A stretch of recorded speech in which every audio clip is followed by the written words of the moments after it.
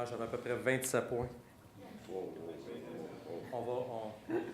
Tu as une feuille qui sera rappelée, je vais essayer d'aller à l'essentiel. Première chose que je voudrais mentionner, j'avais oublié de le mentionner dans nos commentaires sur le budget. Je pense que Raymond fait un travail exceptionnel. Il est très apprécié, je pense, autour de la table. Félicitations à Raymond Leblanc. Malheureusement, il a quitté, mais peut-être entendra-t-il ces félicitations-là. Il fait un excellent travail. Sa présence est très appréciée au service des finances et auprès de nous.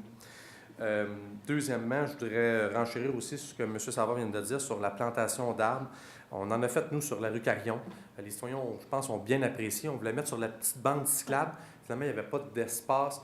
On avait peur d'endommager les conduites de gaz. On les a donc mis sur les terrains des citoyens. Donc, il y aura une allée anti-séminaire et la voie ferrée d'arbres. Bon, c'est pas une forêt, c'est pas Douglas, mais quand même... quelques arbres sont plantés aussi dans Saint-Eugène et ça, je suis très content de ça. Les patinoires de quartier, certaines patinoires de quartier sont ouvertes, dont celle à Saint-Eugène. Ça a l'air que c'est la plus belle.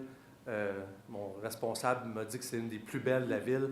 Alors, je sais pas, je mets-tu les gens en contexte. Ça a l'air qu'à l'Acadie, il y en a une belle aussi, dans le domaine de l'an. J'ai entendu parler de ça.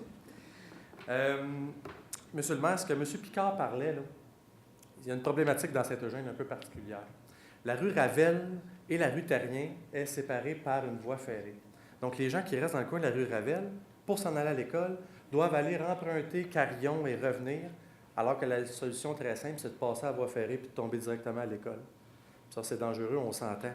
Sauf qu'un tunnel, creuser un tunnel sous une voie ferrée, c'est très onéreux aussi. Fait que, dans le fond, c'est un lose-lose situation. Là. Je pense pas que la ville, on va faire ça. Puis d'un autre côté, c'est de mettre des clôtures, puis ça c'est d'autre côté. On a l'occasion d'y revenir, mais en tout cas, là, j'essaie de me restreindre. La maison scout aussi, je trouve que vous avez apporté des bons points. Ça aussi, j'essaie de me restreindre. Il me resterait 2 petits points. Le premier, ça fait partie de la vie, la mort. Est décédé François Buisson récemment. François Buisson, je suis sûr que certaines personnes ici le connaissaient autour de la table. C'était une personne qui était très impliquée en politique fédérale, provinciale. C'est un membre de ma famille lointaine, mais disons que François, je sais que tu vas regarder ça d'en haut, les séances du conseil, et c'est une personnalité, je pense, qui nous quitte, puis c'est dommage, je tenais à le souligner. Il a lutté longtemps contre la maladie, puis en tout cas, il a réussi, malheureusement, ça l'a rattrapé, mais... François, du haut des airs, je sais que tu vas nous regarder. Et la dernière chose, je voudrais souhaiter des joyeuses fêtes à tous les électeurs, citoyens de la ville de Saint-Jean, mais plus particulièrement aux citoyens de Saint-Eugène. Merci.